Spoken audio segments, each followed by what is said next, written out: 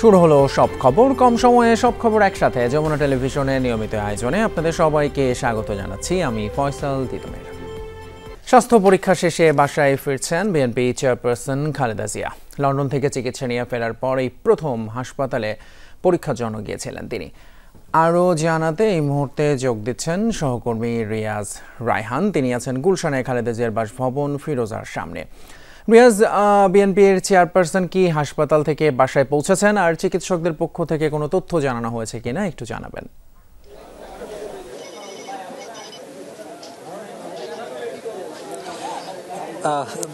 তিতুমির, এখন পর্যন্ত BNP chairperson Begum Khaleda Zia তিনি এখন পর্যন্ত গুলশানের ফিরোজা সেখানে এখনো পৌঁছাননি। আমরা যতটুকু জানি যে কিছুদিন কাছাকাছি রয়েছেন। আপনি প্রস্তুতি দেখলেই হয়তো বুঝতে পারবেন যে তার এখানে যে আগমন, সে আগমনের জন্য যে প্রস্তুতি, আইনশৃঙ্খলা বাহিনী থেকে শুরু করে নেতাকর্মীরা সব উপস্থিতি সব মিলিয়ে এখনই হয়তো কিছুক্ষণের মধ্যে পৌঁছাবেন। এবং যেটি বলা হচ্ছে বা শোনা যাচ্ছে, হয়তো তিনি বনানী অতিক্রম করেছেন, বনানী অতিক্রম করে গুলশানের ভিতরে ঢুকে পড়েছেন, হয়তো কিছুক্ষণের মধ্যে তার যে ফিরোজা বাসভবন সেখানে পৌঁছাবেন। তার আগে সন্ধ্যা 6টা নাগাদ তিনি নিয়মিত স্বাস্থ্য যে পরীক্ষা, সেই স্বাস্থ্য পরীক্ষার জন্য গিয়েছিলেন এভারকেয়ার হাসপাতালে, যেখানে তিনি এর আগেও বা দীর্ঘদিন ধরে চিকিৎসা নিচ্ছিলেন এবং তার শারীরিক যে পরীক্ষা নিরীক্ষা সেখানে করাচ্ছিলেন। আর এরপর গেল চলতি বছরের 7ই জানুয়ারি তিনি লন্ডন গিয়েছিলেন এবং সেখানে চিকিৎসা শেষে প্রায় 117 দিন চিকিৎসা শেষে 6ই মে ঢাকা অবতরণ করেছে বা বাংলাদেশে ফিরে এসেছিলেন। যেন তিনবারের প্রধানমন্ত্রী বেগম খালেদা জিয়া এবং তার নিরাপত্তা নিয়ে মূলত যথেষ্ট ব্যবস্থা গ্রহণ করা হয়েছে আইনশৃঙ্খলা বাহিনীর পক্ষ থেকে, এবং সেখানে তিনি দেশে ফেরত আসার পর থেকে মূলত এখানে সার্বক্ষণিক আইনশৃঙ্খলা বাহিনীর সদস্যরা মোতায়েন রয়েছে এবং আরও এছাড়া বিভিন্ন গোয়েন্দা সংস্থার লোকজন তো রয়েছেনই। আপনারা দেখছেন যে এখনো পর্যন্ত এসে পৌঁছায়নি, তবে আমরা যতটুকু দেখা যায় ক্যামেরার চোখে, আমরা যদি একটু সামনের রাস্তাটা দেখার চেষ্টা করি, যে একেবারে গুলশানের 2 থেকে চত্বর থেকে পশ্চিমে যে রাস্তাটি চলে এসছে ফিরোজার বাসভবনের দিকে, সেটি যদি মূল রাস্তার যে 4 রাস্তা রয়েছে, সে 4 রাস্তায় আইনশৃঙ্খলা বাহিনীর সতর্ক প্রহরা রয়েছে এবং তারা গাড়ি যান চলাচল বন্ধ করে দিয়েছেন চারিদিক থেকে। তার মানে বোঝা যাচ্ছে যে হয়তো কিছুক্ষণের মধ্যে বিএনপি চেয়ারপারসন বেগম খালেদা জিয়া এভারকেয়ার হাসপাতাল থেকে তিনি তার যে বাসভবন, সেই বাসভবনে আসবেন। এই এখন পর্যন্ত মূলত এই যে পরিস্থিতি, সেই পরিস্থিতি বলে দিচ্ছে যে হয়তো কিছুক্ষণের মধ্যে পৌঁছাবেন। তবে স্বাস্থ্যের আসলে তিনি আসলে কি পরীক্ষা নিরীক্ষা করতে গিয়েছেন বা ডাক্তাররা কি বলেছেন, তার সাথে কি কথা হয়েছে এবং কোনো ধরনের পরামর্শ দিয়েছেন কিনা চিকিৎসা সংক্রান্ত, সেটি বিষয়ে এখন পর্যন্ত জানা যায়নি। কারণ তার যে নিয়মিত তার যে ব্যক্তিগত চিকিৎসক ডক্টর জাহিদ হোসেন, তিনি গণমাধ্যমকে ব্রিফ করবেন, তখন আমরা বিস্তারিত জানাতে পারবো। জি, রিয়াজ, অসংখ্য ধন্যবাদ আপনাকে। গুলশান থেকে জানাচ্ছিলেন বেগম খালেদা জিয়ার সেখানে তার শারীরিক অবস্থার সর্বশেষ খবরাখবর। জাতীয় সাংবিধানিক কাউন্সিল গঠন নিয়ে ঐকমত্যে পৌঁছাতে পারেনি রাজনৈতিক দলগুলো। রাষ্ট্রীয় ভারসাম্য তৈরির কথা বলে এনসিসির পক্ষে জামায়াত এবং এনসিপি। সংস্কার ইস্যুতে দ্বিতীয় ধাপের 3য় দিনের আলোচনার সূচিতে ছিল জাতীয় সাংবিধানিক কাউন্সিল গঠনের প্রস্তাব। এছাড়া রাষ্ট্রপতি নির্বাচন এবং জেলা সমন্বয় কাউন্সিল নিয়েও আলোচনা হয়, জানিয়ে পক্ষে বিপক্ষে অবস্থান তুলে ধরেন রাজনৈতিক দলগুলো। তবে সভায় জামায়াত নেতাদের অতিরিক্ত সময় দেওয়ার অভিযোগে সাময়িক সময়ের জন্য সভাস্থল থেকে ওয়াকআউট করে সিপিবি, বাসদ সহ কয়েকটি দল। পরে অন্যান্য রাজনৈতিক দলের নেতাদের হস্তক্ষেপে পরিস্থিতি স্বাভাবিক হয়। ঐকমত্য কমিশনের সহসভাপতি ডক্টর আলী রিয়াজ বলেন, সবার সাথে আলোচনার মধ্য দিয়ে ঐকমত্যে পৌঁছানোর চেষ্টা চলছে। আমাদের যেটা করা উচিত, রাষ্ট্রের মধ্যে একটি ভারসাম্যমূলক রাষ্ট্র কাঠামো, সমাজ ব্যবস্থা, রাষ্ট্র পরিচালনা ব্যবস্থা প্রতিষ্ঠা করা। সেইটা করার জন্য আমরা কি করতে পারি, সেটাই আমাদের চিন্তা করা উচিত। যেগুলো সাংবিধানিক বিভিন্ন প্রতিষ্ঠানে নিয়োগ দেবে, সেরকম একটি প্রতিষ্ঠানের প্রয়োজনীয়তা বা তাগিদ রাজনৈতিক দলগুলো অনুভব করেন কিনা, বিভিন্নভাবেই সেটা তারা বলেছেন। অনেকেই মনে করেন, অধিকাংশ দল মনে করেন যে এরকম একটি সাংবিধানিক ব্যবস্থা থাকা দরকার।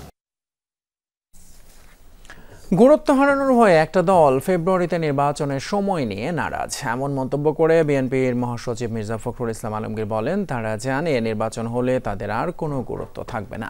বুধবার রাজধানীর উত্তরায় দলের সদস্য নবায়ন কর্মসূচি উদ্বোধন করতে এসে বিএনপি মহাসচিব জানালেন, আওয়ামী লীগ নয়, বিএনপিতে জায়গা হবে শুধুই সমাজের ভালো মানুষের। এ সময় আওয়ামী লীগের মতো চাঁদাবাজি দখলবাজি করে জনগণের অধিকার হরণ না করতে নেতাকর্মীদের প্রতি আহ্বান জানান মির্জা ফখরুল। ইরান জুড়ে আবারও ব্যাপক মিসাইল হামলা চালিয়েছে ইসরায়েল। গেল 24 ঘন্টায় অন্তত 40টি স্থানে সফল হামলার দাবি করছে তেল আবিব, যার মধ্যে রয়েছে অস্ত্রাগার, বিমান ঘাঁটি এবং সেন্ট্রিফিউজ সেন্টার। পাশাপাশি হামলায় ইরানের অভ্যন্তরীণ নিরাপত্তা কেন্দ্র ধ্বংসেরও দাবি জানানো হয়। অন্যদিকে প্রথমবারের মতো গোলান উপত্যকায় মিসাইল ছুড়েছে ইরান। পাশাপাশি তেল আবিব এবং হাইফায় অবস্থিত অব্যাহত আছে জবাব দেয়া। ইসরায়েলি হামলায় ধ্বংস হচ্ছে একের পর এক ইরানি হেলিকপ্টার গানশিপ। বুধবার আইডিএফ এর হামলায় অন্তত 5টি সামরিক হেলিকপ্টার ধ্বংসের দাবি জানায় তেল আবিব। এর আগে তেহরানের বিভিন্ন এলাকা থেকে বাসিন্দাদের সরে যাওয়ার নির্দেশ দেওয়া হয়। মানবাধিকার সংস্থাগুলোর হিসেবে ইসরায়েলের চলমান অভিযানে ইরানের প্রাণহানি 600-র কাছাকাছি পৌঁছায়।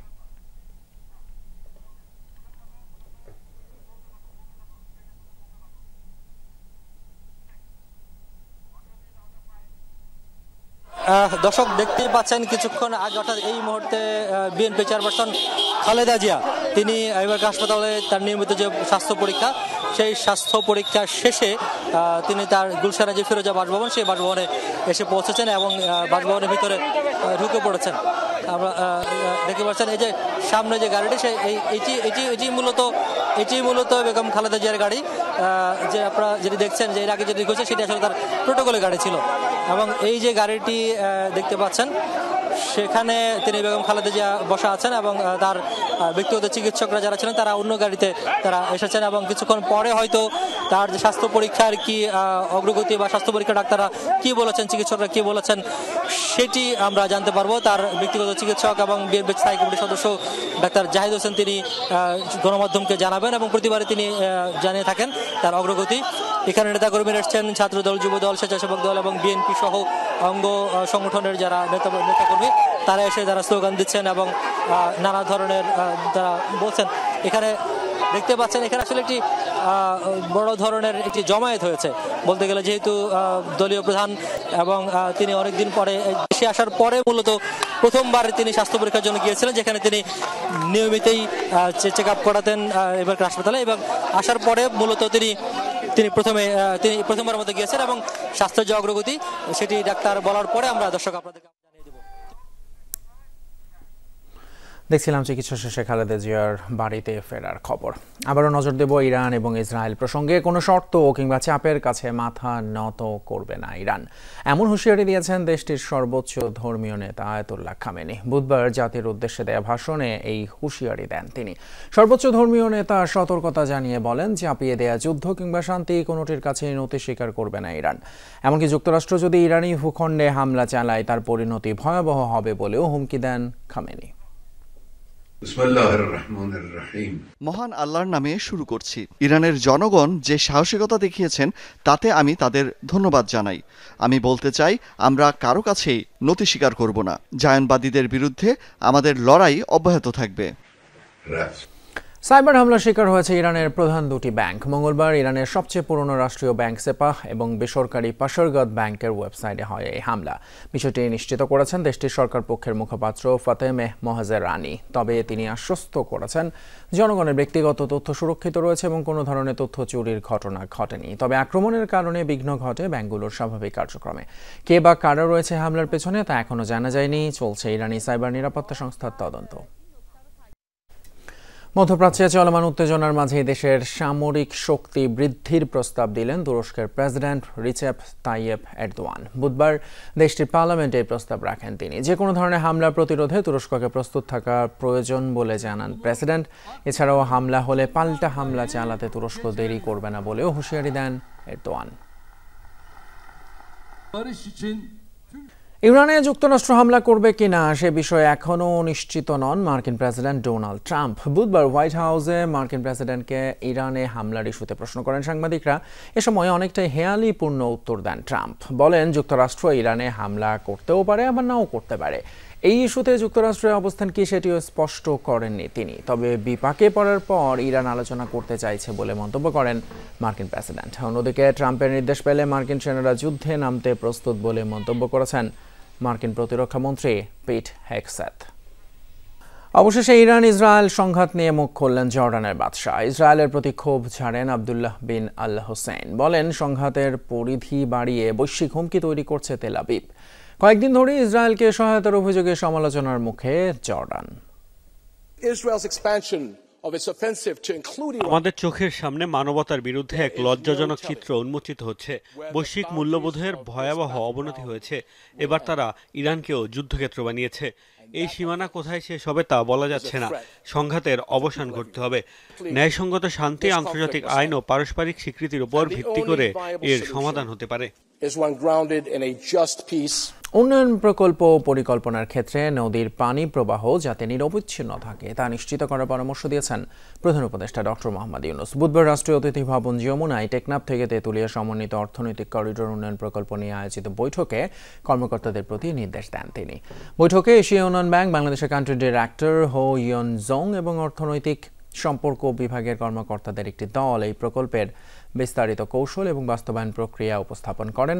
বৈঠকে প্রধান উপদেষ্টা সংশ্লিষ্ট কর্মকর্তাদের 3টি বিষয়ের উপর জোর দিতে নির্দেশ দেন। তিনি নদী এবং নদীর পানি প্রবাহ যাতে বাধাগ্রস্ত না হয় সেদিকে সর্বোচ্চ গুরুত্ব দেওয়ার পরামর্শ দেন। এছাড়া আন্তর্জাতিক সংযোগ উন্নয়ন প্রকল্পে পানি বিশেষজ্ঞদের অন্তর্ভুক্ত করে একটি মাস্টার প্ল্যান তৈরিরও নির্দেশ দেন তিনি।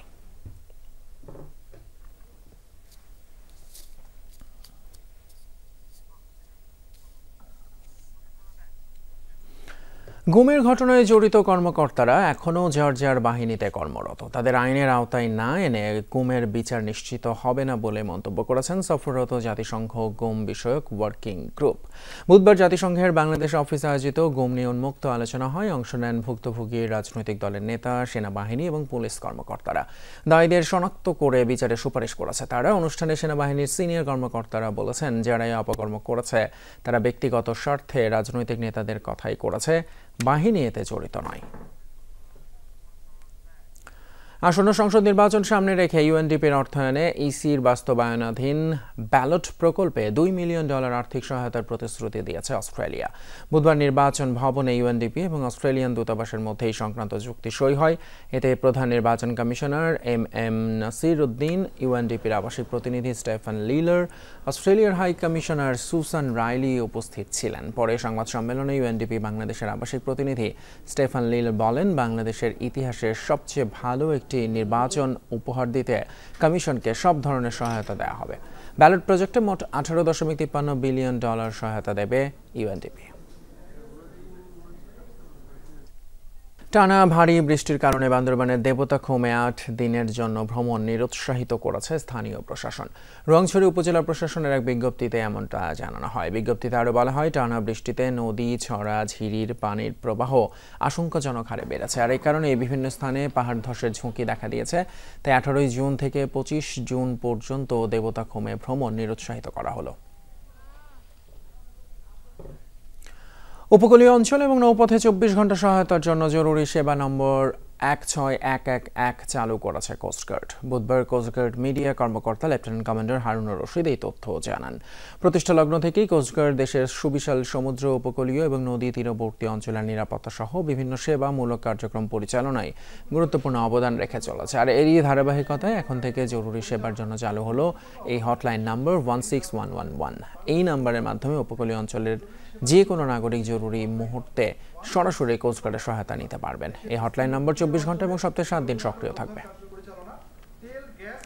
নভেম্বরের আগেই সংশোধিত শ্রম আইন চূড়ান্ত হবে বলে জানিয়েছেন শ্রম এবং কর্মসংস্থান উপদেষ্টা অবসরপ্রাপ্ত brigadier general doctor M Sakhawat Hossain. সচিবালয়ে বাংলাদেশ শ্রমিক কল্যাণ ফাউন্ডেশন তহবিলে ওয়ালটন আর BSRMM এর চেক হস্তান্তর অনুষ্ঠানে একথা জানান তিনি। বলেন, বাংলাদেশে 35 লাখ শিশু শ্রমিকের মধ্যে 10 লাখ ঝুঁকিপূর্ণ কাজে নিয়োজিত। বাচ্চাদের জোর করে কাজে নয়, স্কুলে পাঠাতে অভিভাবকদের প্রতি আহ্বান জানান উপদেষ্টা। এছাড়া এশিয়া প্যাসিফিক গ্রুপভুক্ত দেশগুলোর নতুন সমন্বয়কারী দেশ হিসেবে বাংলাদেশ দায়িত্ব গ্রহণ করেছে জানিয়ে উপদেষ্টা জানান, সুইজারল্যান্ডের জেনেভায় দেশগুলোর শ্রমমন্ত্রীদের সঙ্গে অনুষ্ঠিত সভায় জাপানের কাছ থেকে 1 বছরের জন্য দায়িত্ব গ্রহণ করেছে বাংলাদেশ। আগামী সম্মেলন বাংলাদেশে অনুষ্ঠিত হবে জানিয়ে শ্রম উপদেষ্টা বলেন, এজন্য বাংলাদেশ ব্যাপক প্রস্তুতি নিয়েছে। অপহরণের পর মুক্তিপণ নিতে গিয়ে নারায়ণগঞ্জের রূপগঞ্জে পুলিশের হাতে ধরা পড়েছে চক্রের মূল হোতা। উদ্ধার করা হয়েছে অপহৃত ব্যক্তিকে। বুধবার দুপুরে গোলকান্দাইলের আমলাবো এলাকা থেকে অপহরণকারী রানা মিয়াকে গ্রেপ্তার করা হয়। পরে তার দেখানো জায়গা থেকে উদ্ধার করা হয় অপহৃত মোহাম্মদ রাসেলকে। রূপগঞ্জ থানার ওসি জানান, মঙ্গলবার সন্ধ্যায় কর্মস্থল থেকে ফেরার পথে রাসেলকে অপহরণ করা হয়।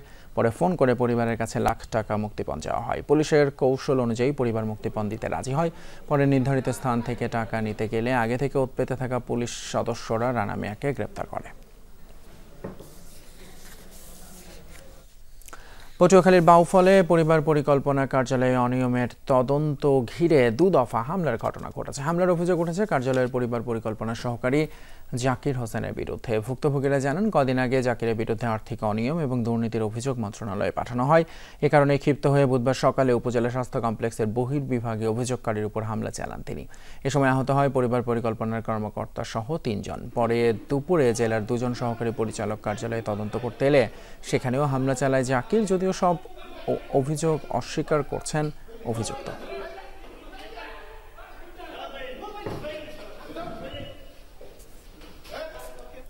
জনাব মোহাম্মদ জাকির হোসেন পরিবার পরিকল্পনা সহকারী, তার দুর্নীতি, আর্থিক অনিয়ম এবং স্বেচ্ছাচারিতার বিষয়ে আমার ঊর্ধ্বতন কর্তৃপক্ষকে লিখিতভাবে জানাই। 2-4 জন লোক আমার রুমে ঢুকে সে তাদেরকে ধরে মারধর করে। তার মধ্যে জাকির হোসেন সে ওই 12-14 জনকে ভয়ভীতি দেখাইয়া, ঠিক আছে, বিভিন্ন ধরনের ভয়ভীতি দেখাইয়া, প্রলোভন দেখাইয়া আমার বিরুদ্ধে লিখে তার সপক্ষে স্বাক্ষর সে নিয়ে নিছে। জ্বালানি উপদেষ্টার নির্দেশের পর সিলেটের পর্যটন এলাকা জাফলংয়ে অবৈধ পাথর ক্রাশার মিলের বিদ্যুৎ সংযোগ বিচ্ছিন্নে অভিযান চালিয়েছে টাস্কফোর্স। বুধবার সকাল 11টা থেকে বিকেল 4টা পর্যন্ত 67টি মিলের বিদ্যুৎ সংযোগ বিচ্ছিন্ন করা হয়। এ সময় গোয়াইনঘাটের উপজেলা নির্বাহী কর্মকর্তা জানান, অবৈধ স্থাপনা এবং পরিবেশের ক্ষতি হয় এমন কার্যক্রমের বিরুদ্ধে প্রশাসনের অভিযান সামনেও চলবে, কোনোভাবে ছাড় দেওয়া হবে না আইন অমান্যকারীদের। গেল শনিবার জাফলং এলাকা পরিদর্শনে যান পরিবেশ উপদেষ্টা সৈয়দা রিজওয়ানা হাসান এবং জ্বালানি উপদেষ্টা ফাজুল কবির খান। পরিদর্শন শেষে উপদেষ্টারা পাথর উত্তোলন এবং পরিবেশ ধ্বংসকারী কাজ বন্ধে প্রশাসনকে কঠোর হওয়ার নির্দেশ দেন। শুরু হয়েছে 46তম জাতীয় বিজ্ঞান এবং প্রযুক্তি সপ্তাহ এবং 3 দিন ব্যাপী বিজ্ঞান মেলা 2025। আগারগাঁওয়ে জাতীয় বিজ্ঞান ও প্রযুক্তি কমপ্লেক্সে মেলার উদ্বোধন করেন বিজ্ঞান ও প্রযুক্তি উপদেষ্টা ডক্টর সালেউদ্দিন আহমেদ। তিনি বলেন, সবাইকে বিজ্ঞানী হতে হবে না, কিন্তু বিজ্ঞান মনস্ক হতে হবে, যাতে যুক্তি নিয়ে জীবন পরিচালনা করা সম্ভব হয়।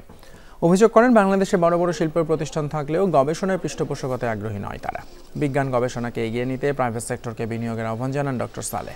পরে তিনি বিভিন্ন জেলা থেকে বিজ্ঞান মেলায় অংশ নেয়া ক্ষুদে বিজ্ঞানী এবং বিভিন্ন বিজ্ঞান ক্লাবের বেশ কিছু প্রজেক্ট ঘুরে দেখেন।